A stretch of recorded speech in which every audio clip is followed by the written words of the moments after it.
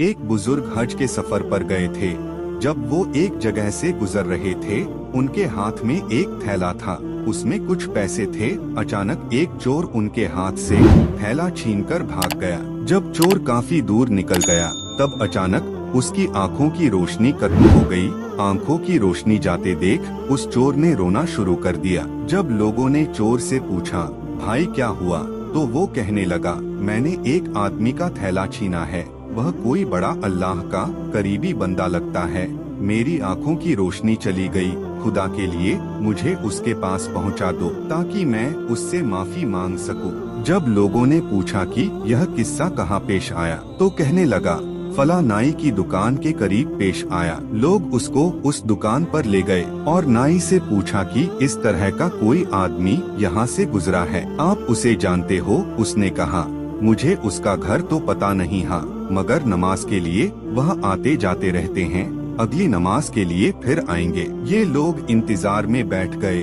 वह बुजुर्ग अपने वक्त पर तशरीफ लाए। लोग उस चोर को उनके पास ले गए, तो उस चोर ने जाकर उनके हाथ पांव पकड़ लिए कि मुझसे गलती हो गई, गुनाह हो गया, नादिम हूँ, शर्मिंदा हूँ, मेरी आंखों की रोशनी छिन गई। आप अपने पैसे वापस ले लीजिए और मुझे माफ कर दीजिए, ताकि अल्लाह ताला मेरी आंखें ठीक कर दे। वह बुजुर्ग कहने लगे कि मैंने तो तुझे पहले ही माफ कर दिया है।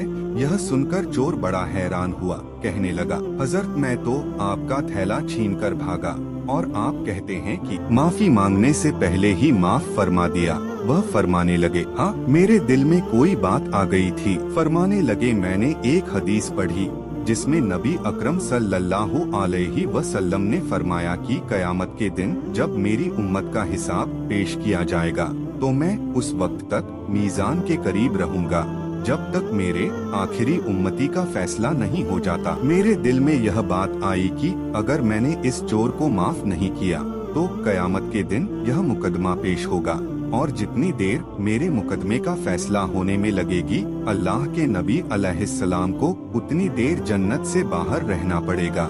इसलिए मैंने माफ कर दिया कि न तो मुकदमा पेश होगा, नहीं मेरे महबूब को जन्नत में जाने में देर लगेगी, वह जल्द जन्नत में तशरीफ ले जाएंगे। प्यारे दोस्तों, अगर आप लोगों को हमारी ये वीडियो पसंद आई हो और अगर आपको इस वीडियो से कुछ इल्म हासिल हुआ हो, तो नीचे दिए गए सब्सक्राइब बटन को दबा के बराए मेहरबानी इस वीडियो को लाइक शेयर जरूर कर दें और अल्लाह से दुआ करें कि या अल्लाह, जब तक तू हमें जिंदा रखे, इस्लाम और ईमान पर जिंदा रखना और खात्मा हमारा ईमान पर फरमाना।